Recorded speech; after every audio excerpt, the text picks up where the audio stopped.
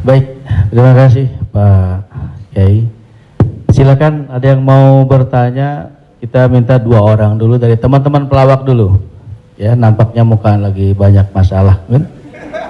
Silakan. Yang mau bertanya? Adek Jigo. Bismillahirrahmanirrahim. Assalamualaikum warahmatullahi wabarakatuh. Terima kasih Ustadz. Kebetulan saya pribadi juga sebagai komedian Ustadz. Dan mewakili teman-teman semua, kakak-kakak, abang-abang semua, kita di panggung itu selalu menghibur. Namun ketika momen ada sesuatu yang harus kita keluarkan, kadang menjatuhkan orang, mulai dari fisik, mencela dan lain-lain. Yang saya mau tanyakan, apakah dengan niat kita menghibur menjadi catatan, apakah menjadi catatan dosa untuk kita? Terima kasih Ustaz. Ada seorang ulama dipanggil Imam Abu Hatim, tapi kemudian di ujung namanya itu ditambahkan kata Al-Asam. Asam diambil dari kata summum, bukmun, umyun. Umyun buta, bukmun bisu, summun tuli, peka. Jadi Abu Hatim Al-Asam artinya Abu Hatim peka, tuli. Secara bahasa itu menjatuhkan orang. Siapa itu? Itu Abu Hatim peka, Abu Hatim tuli. Karena ada beberapa orang ada Abu Hatim, yang ini Abu Hatim peka, tuli. Tapi kenapa nama itu tetap tersemat di belakang namanya dan tidak ada ulama yang melarang menggunakan peka itu di belakang namanya? Karena dia tidak merasa dijatuhkan dengan itu. Lalu kemudian itu pula tidak menjatuhkan dia di depan orang banyak. Apa sebab kronologis dia dipanggil Al-Asam? Dia seorang ulama. Suatu ketika dia sedang duduk, datang seorang anak gadis bertanya fatwa kepada dia. Saat anak gadis itu bertanya fatwa tentang hukum halal haram suatu masalah, mungkin karena wallahu alam bisawab atau saking groginya atau kentut anak gadis itu di depan dia. Dia ingin menjaga marwah, harkat, martabat anak gadis ini supaya jangan sampai merasa malu, maka dia diam, pura-pura nggak dengar. Akhirnya anak gadis itu nggak jadi malu, pulang dan dia cerita ke orang lain. Aku tadi mengalami begini, aku kentut di depan Imam Abu Hatim. Terus apa komen dia? Ternyata Abu Hatim itu peka. Dipanggil orang Abu Hatim Al-Asam, peka. Sampai akhirnya setelah anak gadis itu meninggal, Imam Abu Hatim Al-Asam panjang umurnya, meninggal anak gadis itu, barulah Abu Hatim mengatakan, aku sebetulnya nggak peka, hanya ingin menjaga kehormatan dirinya. Jadi kisah Abu Hatim Al-Asam dapat kita pahami 2 makna. Satu sisi ada saatnya kita menjaga kehormatan orang sampai mati dia. Tapi ada satu sisi kalimat yang nampaknya menjatuhkan sebenarnya tidak menjatuhkan selama kita masih saling paham, saling memahami, saling mengerti.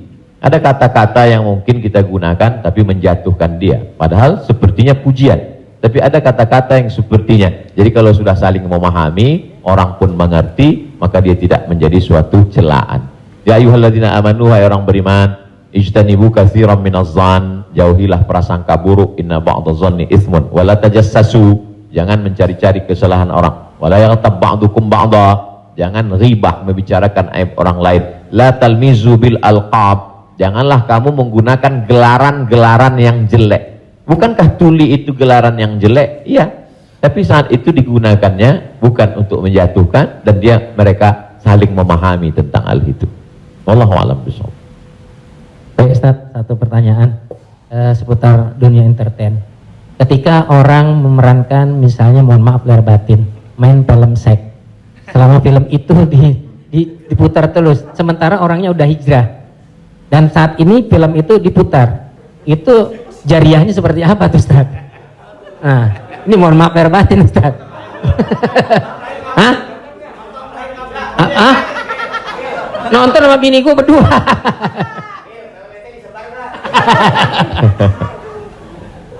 Man sanna fil islami sunnatan hasanatan, siapa yang membuat perbuatan yang baik, falahu ajruha, dia dapat pahalanya, wa ajru man amila biha, dan orang lain yang terinspirasi dengan itu.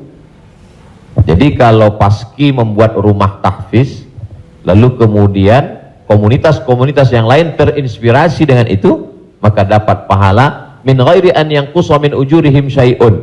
Pahala mereka tidak berkurang, sama-sama dapat 100 min ba'dih, setelah mati. Itu kalau yang baik. Bagaimana dengan yang tidak baik seperti yang tadi? Man sanna fil islami sunnatan sayyi'atan. Siapa yang membuat sesuatu yang tidak baik, falahu wizruha, dia dapat dosanya, wa wizru man amila biha, dan dosa orang lain yang melakukannya. Setiap ada terjadi pembunuhan di dunia ini, maka Kabil dapat royalti karena dia yang pertama kali melakukannya. Tapi Kabil tidak sempat taubat, tidak sempat hijrah. Jadi kalau ada yang sempat melakukan perbuatan jelek, dosa, saat dia taubat, dia buat konferensi pers, saya sudah taubat, sudah mu'alaf kalau dia tidak Islam. Kalau dia sudah masuk Islam, saya sudah hijrah. Maka saya meminta kepada seluruh jamaah yang ada di dunia ini yang masih menyimpan gambar, foto, video saya, tolonglah kalian delete, dan saya minta ampun kepada Allah Subhanahu wa taala. Lebih daripada itu sudah di luar kuasa dia. La yukallifullahu nafsan illa wus'aha. Allah tidak membebani orang lebih daripada usahanya. Ada seorang hamba berpesan di zaman Nabi SAW, nanti kalau aku mati, maka bakarlah jasadku, lalu campakkan debunya ke laut. Kenapa? Karena aku takut bertemu dengan Allah Subhanahu wa taala atas segala dosa-dosaku. Disampaikan kepada Allah Subhanahu wa taala, kata Allah, aku ampuni hambaku itu karena masih ada rasa takut dalam hatinya. Makanya khotib naik ke atas mimbar, pesannya ittaqullah, takutlah kepada Allah. Kenapa kurban Habil diterima, kurban Kabil tidak diterima? La imbasatta ilayya yadaka litaqtulani, andai kau ambil batu besar untuk kau timpakan ke atas kepalaku, kata Habil, ma ana bi basiti yadiya ilaika liaqtulak, aku tidak akan membalas untuk membunuh wahai saudaraku. Kenapa? Inni akhafullah, aku takut kepada Allah Subhanahu wa taala. Saya yakin Mas, Abang yang berprofesi dalam dunia keartisan ini, apa yang membuat hijrah ini? Masih ada rasa takut di dalam hati. Rasa takut inilah yang kita pupuk bersama. Ada takut 5%, 5% kita jadikan menjadi sebuah komunitas, lalu kemudian kita jadikan sebuah amal nyata dalam kehidupan, disupport oleh Pak Prof dengan keluarga besar almarhumah, diberikan kesempatan untuk menuntut ilmu di Fakultas Hukum, di penyiaran Islam, maka dia menjadi gerakan yang luar biasa. Wallahu a'lam.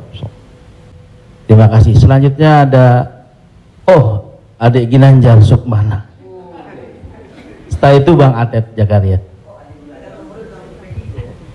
Terima kasih Bang Tola, Topik Lala. Ustadz, tadi Ustadz cerita bahwa Rasulullah juga bergurau, tapi gurauannya itu tidak pernah berdusta, dan itu yang tidak boleh, kata Rasulullah. Sementara teman-teman pelawak, sadar atau tidak sadar, lawakannya itu banyak berdustanya juga Ustaz. Cari-cari, mengada-ada kan, karena memang tujuannya untuk membuat orang tertawa. Tapi kalau saya kan, maaf, saya bukan pelawak, saya peragawan Ustaz. Jadi peragawan pakaian anak-anak. Jadi saya dengar dusta kan gitu ya. Contohnya kayak tadi gitu, atau bopak umpamanya dia mengatakan dirinya ganteng, dia cerita bahwa banyak cewek yang suka sama dia, itu kan berdusta Ustaz. Iya kan, fitnah kan. Kita Willy enggak, tapi kalau soal ketampak jadi mohon dijelaskan kembali oleh Ustadz Abdul Somad batasan bagaimana di dalam melawak yang tidak boleh berdusta, sehingga kalau memang ternyata pelawak tidak boleh berdusta dalam melawakannya, mungkin saya sedang pikir-pikir dulu untuk melanjutkan profesi gini Ustaz. Saya takut masuk neraka. Terima kasih Ustaz Abdul Somad. Assalamualaikum warahmatullahi wabarakatuh. Ada saatnya kita berilustrasi, menceritakan suatu kisah. Jadi sebetulnya para penulis novel Islam pun dia sebenarnya kisah itu ada juga yang fiktif atau dicampur antara nyata bahkan Buya Hamka menulis kisah campuran antara tenggelamnya kapal Panderwick adalah campuran antara nyata dan fiksi. Apakah ketika orang bercerita tentang fiksi itu dia berdusta? Tidak.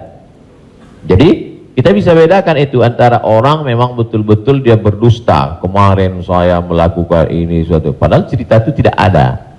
Beda dengan dia misalnya katakan, saya ini Ustadz seorang peragawan, tapi peragawan pakaian anak-anak.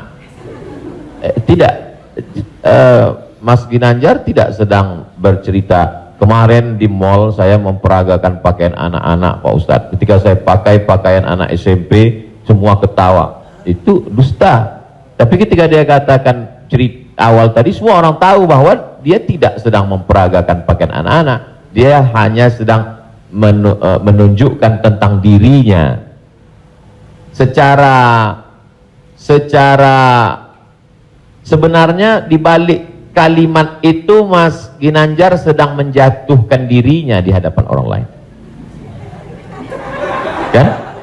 Dan kita tertawa dengan dia menjatuhkan dirinya. Mohon maaf bahwa beliau mengatakan fisik saya seperti anak-anak dan saya andai pun menjadi peragawan hanya sesuai memperagakan pakaian anak-anak. Hari ini orang tidak menjatuhkan dirinya, dia menjatuhkan orang lain, menjatuhkan tokoh agama, menjatuhkan ustadz. Ada suatu kesalahan dalam cara dia berpikir. Bahwa beliau menjatuhkan dirinya, dia tidak usah. Karena dia tapi dia tidak sedang berbohong. Dia hanya sedang bercerita. Insya Allah penjelasan saya itu bisa dipahami.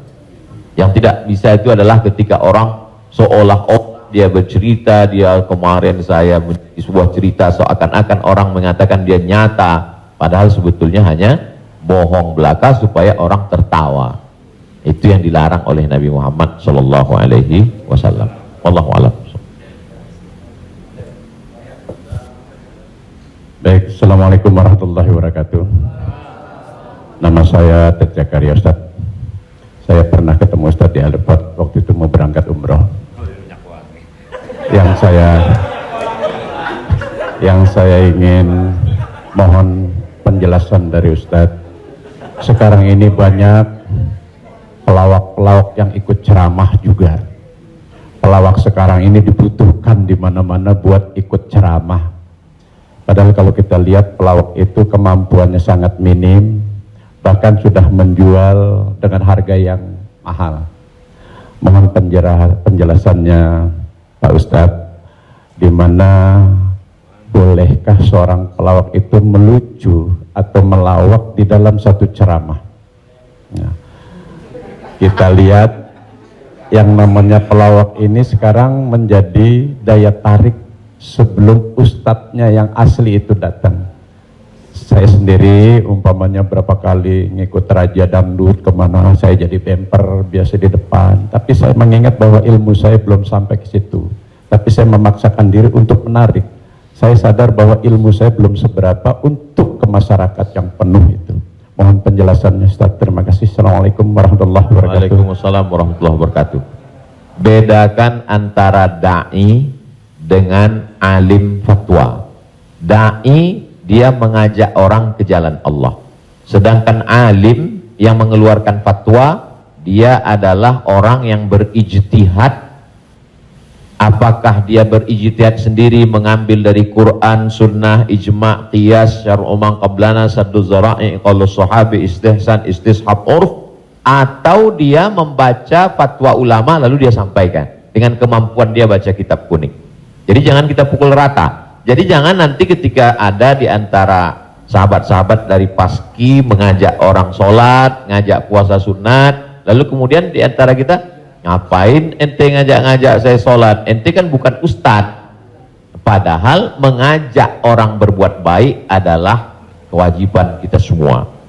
Nahnu du'an qabla kulli syai'. Sebelum jadi apapun, tugas utama kita adalah mengajak orang berbuat baik. Kuntum khaira ummah, kalian umat yang terbaik. Kapan kita menjadi umat yang terbaik? 3. Ta'muruna bil ma'ruf, ajak orang buat baik. Wa tanhauna 'anil munkar, larang orang buat munkar. Wa tu'minuna billah, beriman kepada Allah. Jadi kalau hanya sekedar ngajak orang sedekah, ngajak donasi buat rumah tahfiz, ngajak ngumpulin beras untuk santunan yatim fakir miskin, maka pelawak boleh, penyanyi boleh, polisi boleh, siapapun, karena itu tugas sebagai seorang muslim, amar ma'ruf nahi mungkar. Yang tidak benar itu adalah ketika dia sudah dianggap sebagai ustadz dan ditanyakan suatu masalah dan dia terdesak, akhirnya dia bicara padahal dia tidak mengerti. La taqfu ma laisa laka bihi ilmun. Jangan kamu bicara pada sesuatu yang kamu tidak tahu. Inna sam'a, telinga, wal basar, mata, wal fuad, hati dan pikiran, kullu ulaika kana anhu mas'ula, kau akan disoal, kau akan ditanya, diminta pertanggungjawaban di hadapan Allah Subhanahu wa taala. Jadi kalau abang, mas diajak dalam acara dakwah sebagai pengantar supaya masyarakat mau mendengar, supaya ramai, hadirilah tablik akbar Ustadz Fulan bersama grup Paski untuk sebagai pengantar 5-10 menit, silakan. Tapi setelah itu nanti Ustadz bicara, pas tanya jawabnya serahkan ke Ustadz. Nah, jadi selama tidak, tetap kita menjaga. Jadi kalau diibaratkan rumah makan di airport, ini penyanyi, artis, Ustadz itu sama seperti yang memanggil penumpang supaya mau masuk ke rumah makan. Bapak Ibu saudara sekalian yang mau perjalanan, silakan mampir ke tempat kami, silakan mampir ke rumah makan kami. Ini yang ngajak. Nanti setelah orang mampir masuk ke dalam, baru dia ketemu spesialisnya. Yang mau makan soto di sana, yang mau soto Medan di sana, yang mau soto Betawi di sana, yang mau bakso di sana. Begitu lebih kurang. Karena masyarakat kita belum sampai pada level ngaji. Masyarakat kita ini 3 level. Pertama, level 1 yang memang sudah ngaji sama para habaib, baca kitab kuning serius, hatam dari A sampai Z. Ini memang nggak perlu pakai pemanggil tadi. Yang kedua adalah level yang masih mau ke masjid, tapi juga tergantung SMS kemana ngajak.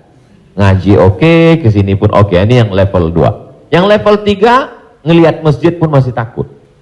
Makanya saya kalau tablik akbar pengajian ke daerah itu saya bagi 3. Ada pengajian yang saya memang nggak mau di masjid, saya pengajiannya maunya di lapangan sepak bola, di stadion, supaya sampai ke grassroots. Ada level 3 yang belum mau ke masjid. Saya terus terang Ustadz, ke masjid ini trauma. Beberapa teman saya ke masjid meninggal.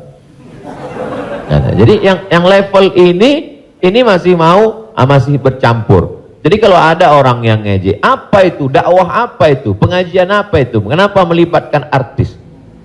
Ini salah satu cara. Jadi Wali Songo dulu, tidak bisa Wali Songo datang ujuk-ujuk langsung baca kitab kuning, nggak bisa. Makanya mereka buat solawatan. Dia tahu tradisi orang Jawa pukul gending, pakai wayang. Maka dia buat cara wayang.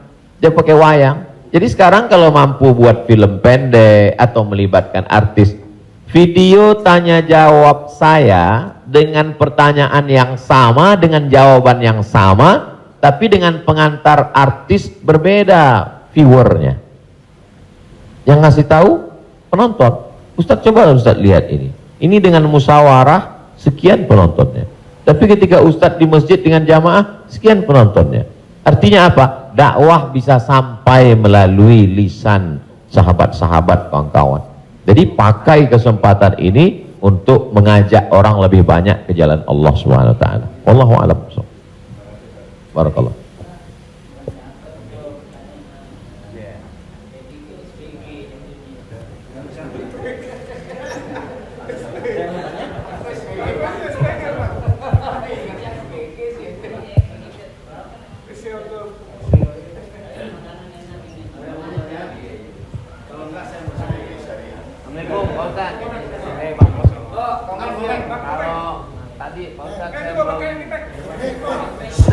Udah Pak.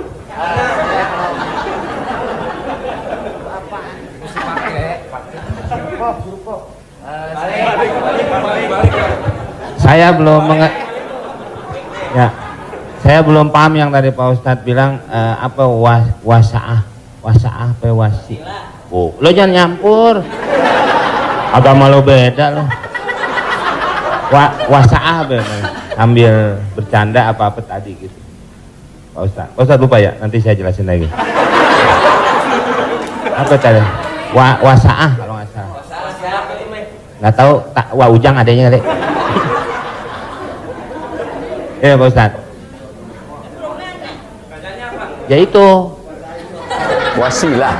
Bukan. Wasa'ah atau wasi'ah? Tentu baik, tentu buruk. Wassalam habis dong. Ya? Sa'ah wa sa'ah. Nah, itu Pak Ustad. Sa'ah. Jadi ketika itu ucapan hadis Nabi. Ada seorang sahabat, dia datang menemui Nabi. Kenapa ketika kami duduk bersamamu ya Rasulullah di dalam Masjid Nabawi, di majelis ilmu, kami merasa dekat dengan Allah. Kami merasa takut kepada Allah. Tapi ketika kami pulang ke rumah, ketemu dengan anak istri bersenda gurau, kok rasanya beda. Lalu apa kata Nabi? Sa'ah wa sa'ah. Hidup ini ada masanya serius, ada masanya bercanda, ada masanya begini. Lau kuntum kama kuntum la safahatkumul malaikah. Seandainya kamu seperti itu terus, seperti saat berada denganku di hadapanku di masjid, tidak berubah-berubah, turun malaikat bersalaman dengan kamu, kata Nabi SAW. Jadi sahabat itu pun mengalami seperti yang kita alami dan kekhawatiran seperti kekhawatiran kita. Ketika kita duduk dengan Habib, dengan Ustadz di masjid, dengan Kiai, dengan Tuan Guru, terasa begitu full iman. Tapi begitu pulang ke rumah, kok begitu ya? Rasa yang kita rasakan sekarang dirasakan juga sahabat Nabi dulu, dan mereka tanya, kata Nabi nggak salah, karena hidup ini ada sa'ah wa sa'ah. Sa'ah artinya bahasa Indonesianya saat. Semua ada saatnya, semua ada masanya. Selama tidak kita katakan, kamu kok mabuk kemarin? Semua ada saatnya. Ada saatnya mabuk, ada saatnya. Allah. Terima kasih Pak Ustad. Paham ya? Enggak, ya paham dong.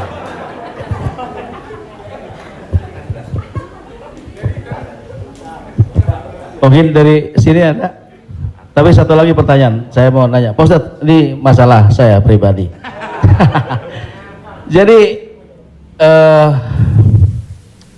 saya ya ada masukan juga ketika hukum riba. Mobil itu ya, ini umum ya kan. Jadi mobil kita jual, kemudian kita coba berusaha cash. Saya untuk menghilangi kredit. Nah, saya mau tanya, ini juga amanat dari keluarga saya, dipastikan lagi. Boleh nggak, Kiai, kita kredit mobil? Padahal ini menjadi hal penting bagi saya untuk mobilisasi kemana gitu. Saya punya anak kan tadi baru kelar UIN. Jadi ini saya lagi diceramai gitu. Papa sudah lah Pak, jual Pak. Kita nggak usah dibeli, lillahi ta'ala aja. Ya saya bilang ini lillahi ta'ala agak-agak susah, nak, saya bilang gitu. Tapi ini real, saya jual, saya mencoba untuk beli cash, nungguin cash lama. Jadi jangan suka buka aib orang, Mbak.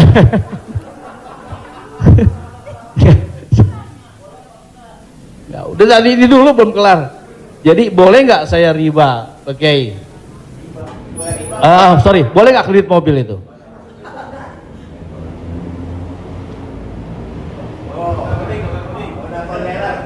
Alhamdulillah CRV jadi baru gue. Buka Google, ada tulisan saya di situ.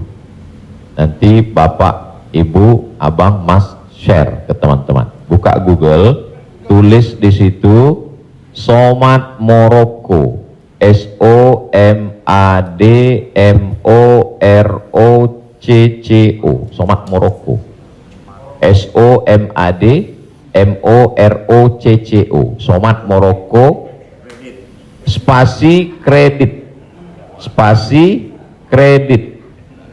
sudah, enter. Somad Morocco spasi kredit, tulisan yang paling atas kredit, ada tanda tanya, aska. Di situ jawaban. Saya sudah tulis tentang masalah kredit ini.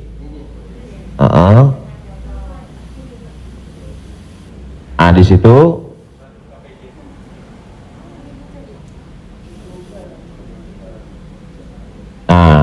bisa dibaca. Bisa bahasa Arab, Ustaz. Ada terjemah Mas Komeng, terjemah di bawah. Terjemah di bawahnya. Terjemah di bawah.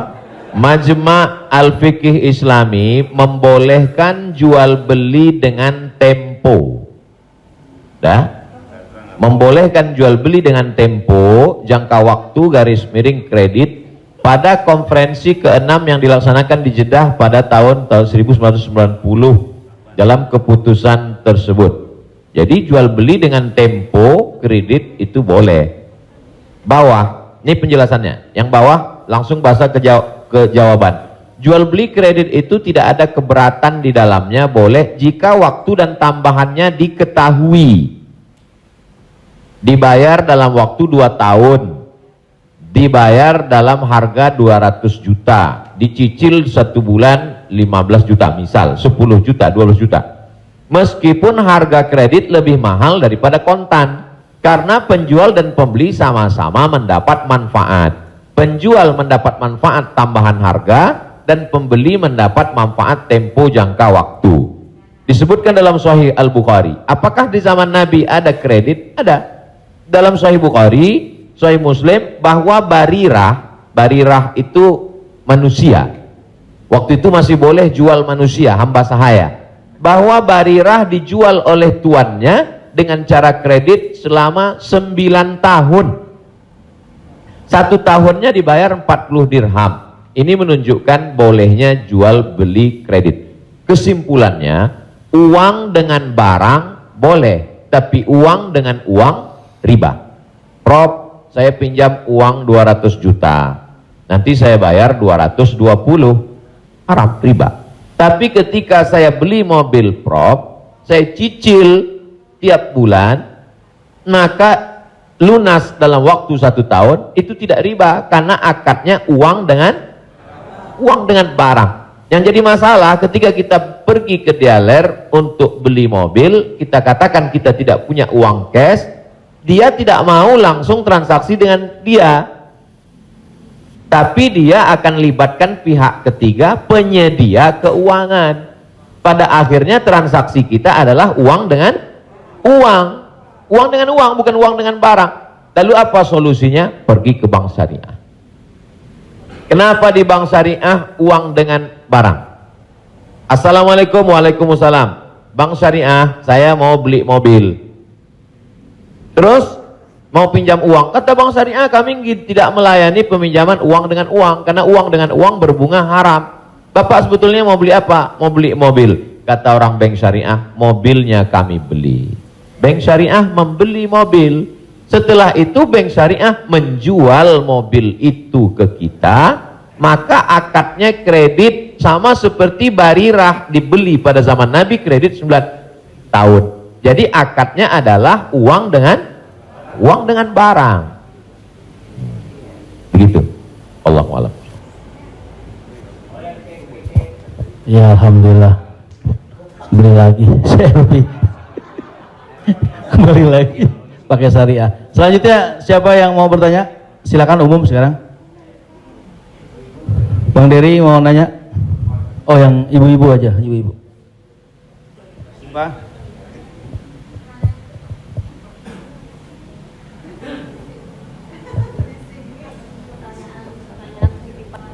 Jadi Ustadz, mohon maaf Ustadz, tadi di garis bawahin lagi. Jadi artinya leasingnya yang nggak boleh ya Ustadz. Misalnya kita beli kepada dealer mobil, kita bercicil kepada yang punya dealernya boleh. Tapi kalau kita minta dari kayak sekarang banyak perusahaan-perusahaan leasing, itu yang tidak boleh. Maksudnya itu Ustadz. Ketika saya mau beli mobil, saya tidak punya uang cash, maka kata si dealer, kami akan arahkan Bapak ke penyedia keuangan. Maka sebenarnya saat itu saya membeli mobil itu cash sebenarnya. Karena dealer tidak mau dia barang ini tidak cash. Jadi kemudian yang saya cicil setiap bulan itu adalah bukan mobilnya tapi uangnya. Maka saya terjebak pada rentenir, riba, bahasa kerennya leasing segala macam. Inilah yang menyebabkan haramnya karena transaksinya adalah uang dengan uang. Lalu solusinya mana Ustadz? bank syariah. Iya. Karena di bank syariah itu disitulah letak. Jadi orang yang tidak mengerti dia katakan sama aja bank syariah dengan konvensional, bedanya pegawainya pakai jilbab, masuknya assalamualaikum. Enggak. Perbedaan dalam jual beli dalam Islam itu adalah pada akadnya. Maka bank syariah membeli mobil itu milik bank syariah, maka saya membeli mobil itu secara cicil, akadnya adalah uang dengan barang. Oh, Wallahu a'lam. Satu lagi Ustaz, kalau beli emas secara online itu gimana Ustaz? Sebagian ulama mengatakan membeli emas secara online tidak langsung dan dicicil riba. Mengapa mereka mengatakan riba? Karena transaksi itu uang dengan uang. Oh, ini enggak uang dengan uang Ustadz. Ini Ustadz uang rupiah. Lalu kemudian yang jual ini kan emas. Di zaman Nabi enggak ada uang kertas. Di zaman Nabi hanya ada dua uang. Yang pertama dinar, uang emas. Yang kedua dirham, uang perak. Maka ketika saya beli emas tidak cash, maka sesungguhnya akadnya adalah uang dengan uang rupiah dengan uang emas. Itulah orang yang mengatakan nggak boleh beli emas kalau nggak cash, karena transaksinya uang dengan uang. Tapi pendapat kedua mengatakan boleh beli emas kredit tidak cash. Kenapa? Karena zaman sekarang emas sebagai komoditi, emas sebagai barang, emas bukan sebagai uang. Dan fatwa Majelis Ulama, fatwa Ormas Islam kontemporer mengatakan boleh beli emas tidak cash karena emas zaman sekarang bukan uang. Emas sekarang adalah barang. Jadi sama dengan kalau saya beli mobil boleh kredit, maka beli gelang juga boleh karena bukan uang dengan uang. Di situ letak sebab boleh tidak bolehnya. Wallahu a'lam.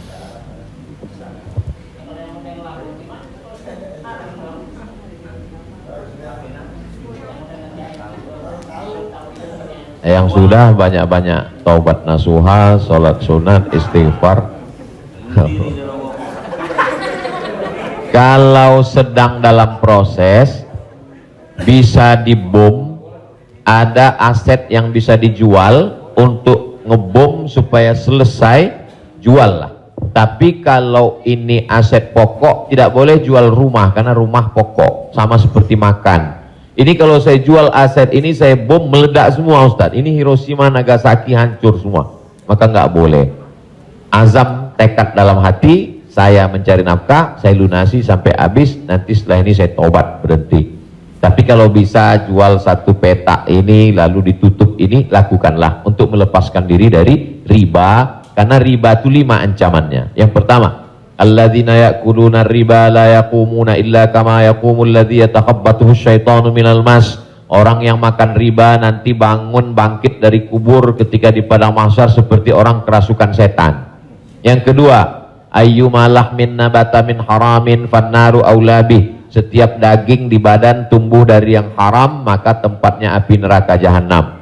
Yang ketiga, orang kalau dia makan haram, maka doanya tidak dikabulkan Allah. Mat'amuhu haram, makanannya haram. Mashrabuhu haram, minumannya haram. Malbasuhu haram, pakaiannya haram. Wa ghuziya bil haram, dia diberi makanan haram. Anna yustajabulah, apakah mungkin doanya dikabulkan Allah? Yang ketiga, yang keempat, nasiyatin kazibatin khati'ah. Ubun-ubun, penipu, pembohong, pelaku dosa. Padahal yang berdosa itu tangan, yang berdosa itu mulut. Kenapa dikatakan ubun-ubun? Karena ternyata ada otak bagian depan yang selalu kita usap ketika sedang wudu.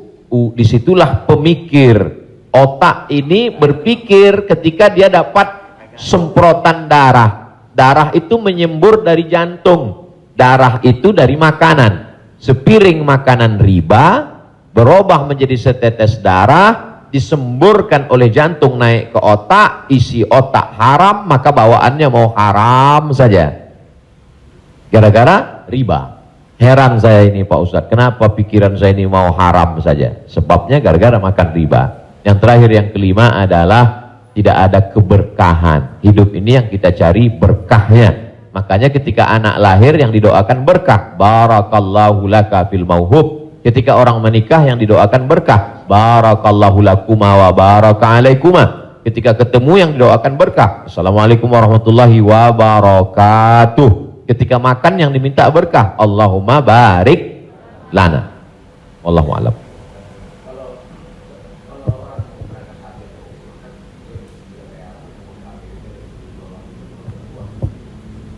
Transaksi uang dengan uang boleh dengan syarat yadan biadin, langsung cash. Maka ketika sampai di Makkah, saya keluarkan uang rupiah, saya katakan saya mau beli rial, langsung cash, boleh. Begitu juga membeli dolar. Saya sampai ke Maroko, saya beli dirham, maka pemerintah Saudi Arabia tidak akan bisa mengizinkan buka money changer, uang, pertukaran uang ini kalau tidak ada fatwa dari ulama. Mereka amat sangat ketat. Jadi boleh tukar ini selama dia langsung dan cash di tempat itu, langsung jadi. Wallahu a'lam. Ustaz, Assalamualaikum. Ustaz, saya mau nanya Ustaz, berkaitan dengan kredit tadi, ada juga selain kredit namanya gadai Ustaz. Gadai, tahu gadai Ustaz ya? Kalau nggak tahu saya jelasin. Biasanya zaman sekarang gini Ustaz, orang punya kendaraan, kemudian karena nggak punya uang digadaikan mobilnya misalnya sama orang itu. Itu termasuk itu riba atau gimana? Kalau gadai seperti itu. Imam yang paling tua di antara imam yang 4 itu namanya Imam Hanafi. Meninggal tahun 150 Hijrah. Suatu ketika dia berdiri di depan rumah orang. Ada panas terik, dia berdiri di depan rumah orang. Padahal di depan rumah itu ada atapnya dan ada pohon kayu. Lalu orang bertanya kepada Imam Hanafi, Imam Hanafi, kenapa kamu tidak mau berlindung di bawah atap yang punya rumah itu? Dan kenapa kamu tidak mau berlindung di bawah pohon kayu? Kan lebih baik berlindung daripada kena panas. Apa kata dia? Saya meminjamkan uang pada orang ini dengan sistem gadai, maka saya tidak mau mengambil keuntungan dari dia. Ayyuma lahmin kullu qardin jarra naf'an fahuwa riba. Setiap gadai pinjaman kalau kita ambil manfaat maka itu berarti riba. Tidak mau bernaung di bawah atap rumahnya karena itu dianggap sebagai manfaat. Jadi manfaat tidak hanya sebagai uang tapi juga manfaat sampai sekecil itu dia menjaga dirinya. Jadi gadai dalam Islam hukumnya boleh, tapi jangan ambil manfaat dari gadai. Yang terjadi sekarang adalah orang mengambil manfaat dari gadai. Saya punya uang, lalu kemudian ada orang mau pinjam uang, saya tidak percaya dengan dia. Ustadz pinjam uang 100 juta, saya nggak percaya. Kalau Ustadz nggak percaya, ini sawah saya 1 hektar. Ketika dia kasih sawahnya ke saya, maka sawah itu cukup sebagai jaminan. Tapi yang dilakukan orang sekarang adalah sawah itu dia tanam padi, dia ambil hasilnya. Hasilnya itu riba. Maka sekarang orang kaya makin kaya, yang miskin makin miskin. Bagaimana dia mau bisa menebus uangnya? Orang sawah dia dipakai terus dan uangnya diambil. Maka yang punya uang makin kaya, yang minjam makin miskin. Padahal dalam Islam mestinya cukup suratnya saja dipegang. Kamu kalau mau garap sawah ini garaplah, nanti bayar hutangmu. Itu akhlak dalam Islam. Akhlak itu yang dihilangkan oleh riba. Riba ini sangat kejam. Allahu a'lam.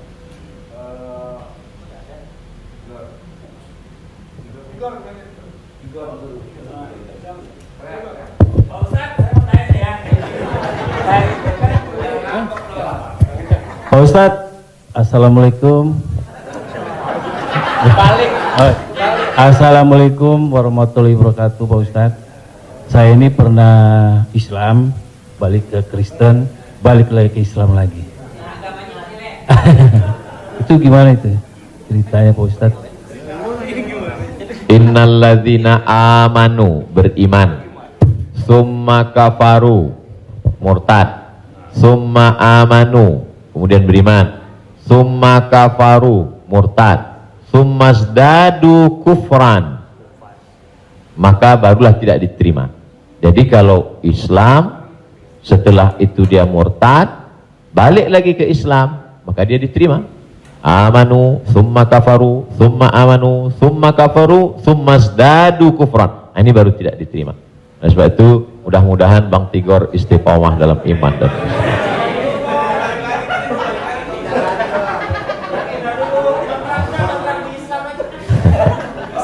Agama lu kayak angkos bolak-balik.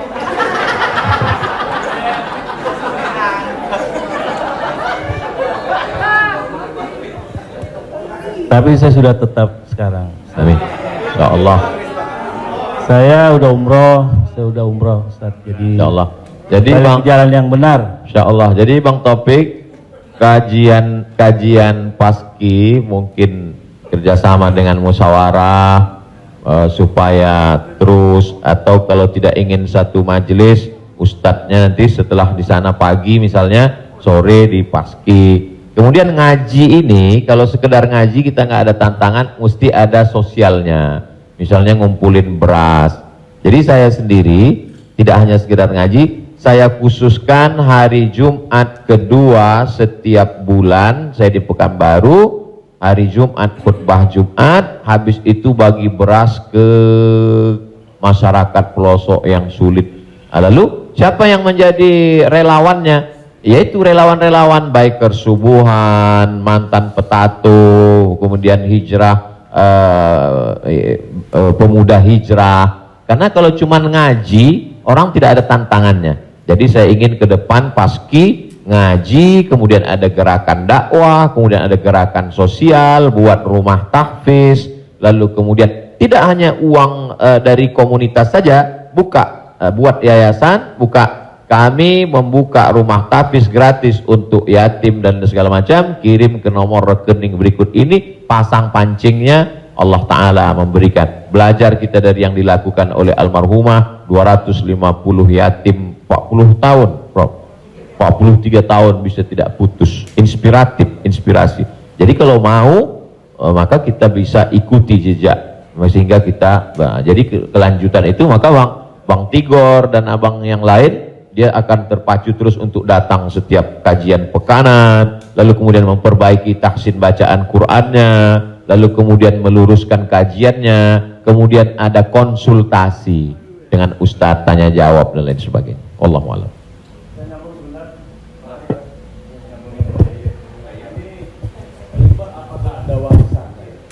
Kalau kita dengar dalam satu, kalau kita melayat, sering orang bilang kalau almarhum atau almarhumah punya utang piutang berhubungan dengan keluarga, sedangkan kita nggak tahu bahwa itu adalah riba, apakah termasuk warisan itu dosanya? Terima kasih. Tidak boleh harta warisan dibagi sebelum dilakukan dua hal. Yang pertama, mim ba'di wasiyatin, keluarkan wasiat. Wasiat hanya sepertiga total harta. Jadi kalau dalam surat wasiatnya, aku wasiatkan ruko ini untuk sekolah tahfiz, total harga ruko 1 miliar, sedangkan harta dia cuma 2 miliar, maka yang jatuh menjadi wasiat hanya 666 juta, sedangkan sisanya dibagi kepada ahli waris. Pertama, keluarkan wasiat, sepertiga paling banyak. Setelah keluar wasiat, mim ba'di wasiyatin yusabiha au dain, bayarkan hutangnya. Jadi kalau ada orang meninggal, hutangnya dibayarkan dari harta warisan. Jadi kalau harta warisan habis, apakah anak wajib membayarkan hutang bapaknya? Tidak. Anak hanya wajib membayarkan hutang almarhum dari harta yang dia tinggalkan. Adapun kalau si anak mau berbakti kepada orang tuanya, dia bayarkan, baik, tapi dia tidak punya kewajiban, dia bayarkan dari harta dirinya sendiri. Jadi makanya kadang kita baca, jangan beli ruko ini bermasalah. Di mana letak masalahnya? Karena ruko itu dibagi sebelum hutang dibayar. Muncul masalah. Sebetulnya ruko itu bukan milik anak-anaknya, tapi milik piutang. milik orang yang dulu pernah dipinjam uangnya. 2 keluarkan, baru bagi harta warisan. Allahu a'lam.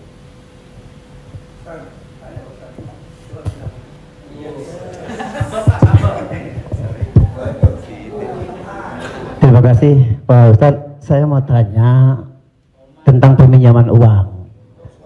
Saya misalnya meminjamkan uang kepada seseorang, tapi dia nggak mau ganti.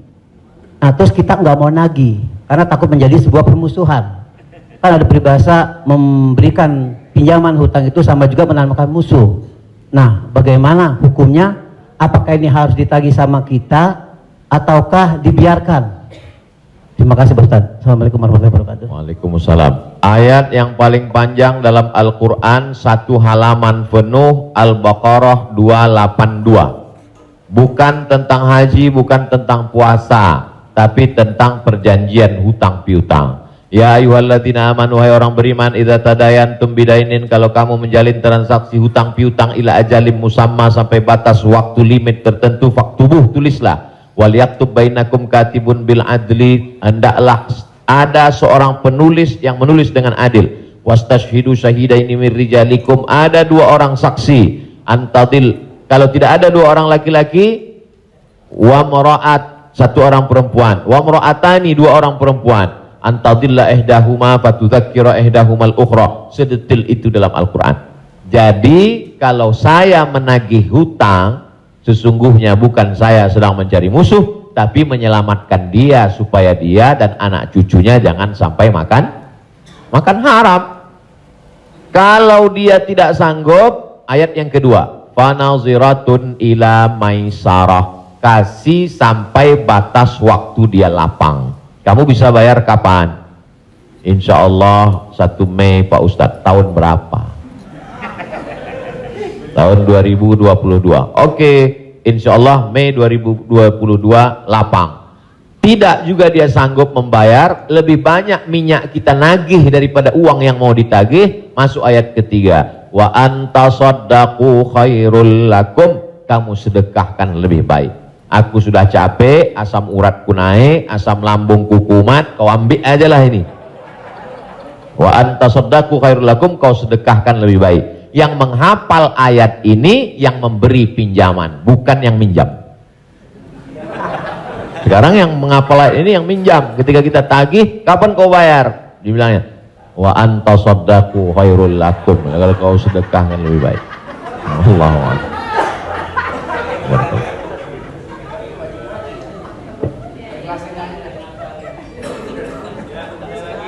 Ada yang nanya lagi? Ada yang nanya lagi nggak?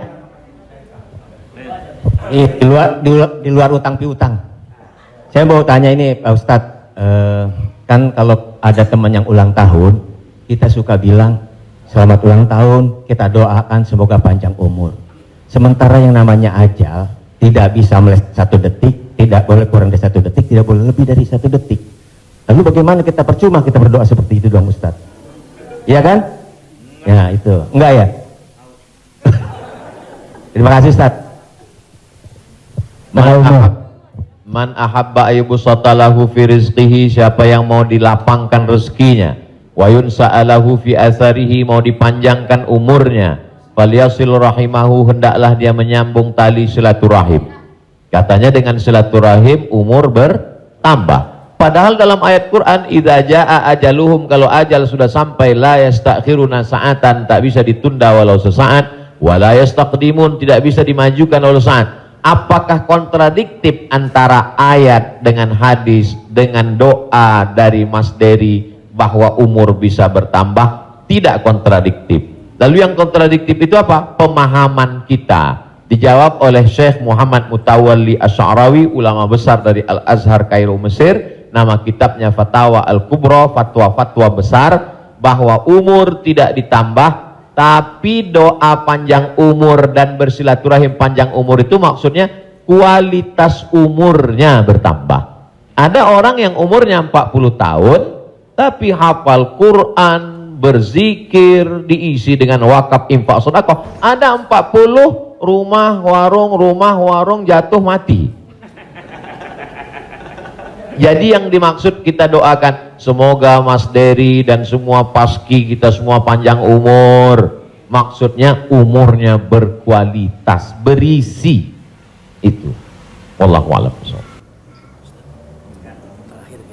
Boleh? Ya. Gimana?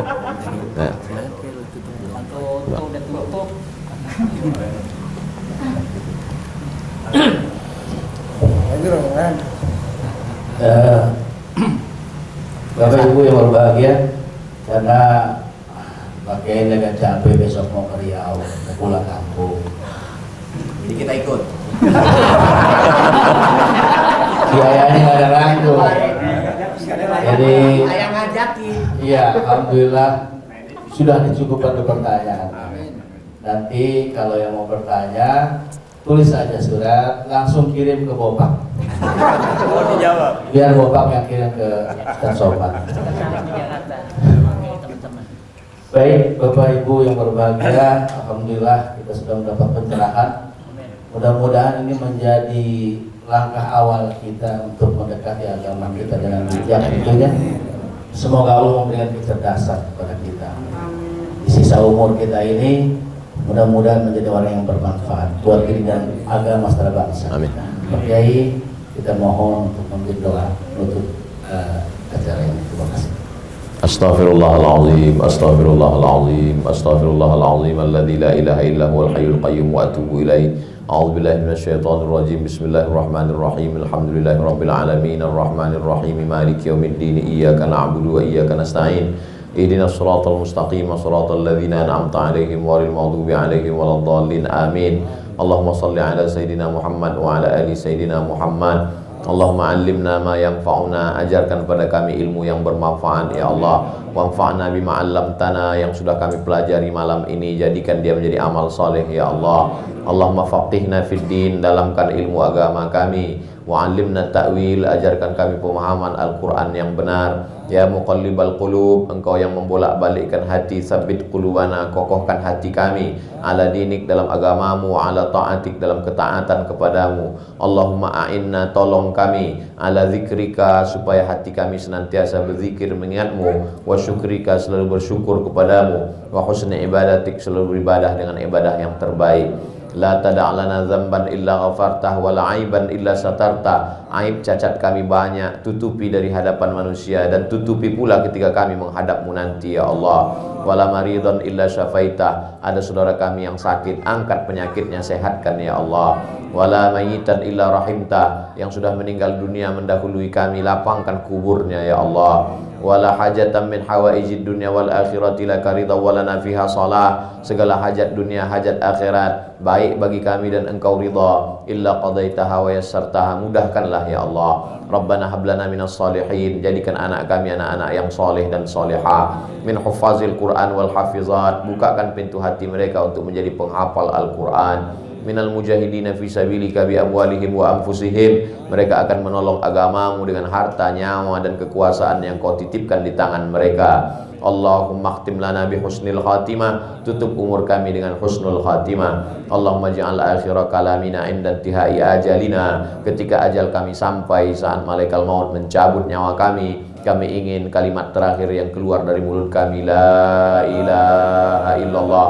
Muhammadur Rasulullah sallallahu alaihi wasallam. Allahumma ja'alna minal mutahabbina bijalalik, sebagaimana hari ini kami berkumpul berkasih sayang karena engkau, maka kumpulkanlah kami di surga bersama Nabi Muhammad sallallahu alaihi wasallam, sahibul bait, yang sudah menyediakan rumahnya, makanannya, segala kebaikan, tak sanggup kami membalasnya. Ajzihim jaza'al hasanah, berikanlah mereka balasan yang baik ya Allah. Allahumma jama'na ma'ahum ma'al habibil mustafa fi jannatikal ula, satukan kami dalam surga jannatul firdaus bersama Nabi Muhammad sallallahu alaihi wasallam.